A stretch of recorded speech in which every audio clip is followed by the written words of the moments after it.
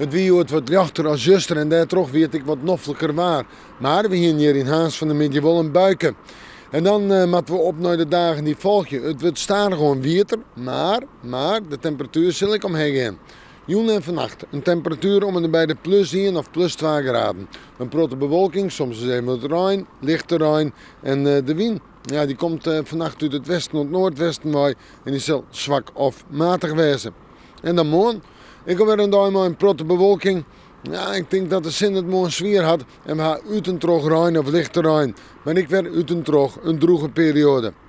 De temperaturen morgen om en bij de 6 graden heen. En dat is hier tonig, maar het luidt er zijn heen. En de wind die komt morgen weer uit west-noordwest, zwak of matig. In de jontijd in de nacht een temperatuur boven 0, plus 2, plus 3 graden. En nog altijd een kans op wat lichte rein. En dan zetten we terug naar het fruitjoch. Op sneeuw hebben we de zinnen er nog wel even bij. Vooral in het kustgebied, het watergebied. Dan verder zie ik wel een protte bewolking. En misschien wel wat rein, wat lichte rein. En de temperaturen zijn 6 graden. Op sneeuw en op manje een temperatuur om en bij de 7 graden heen.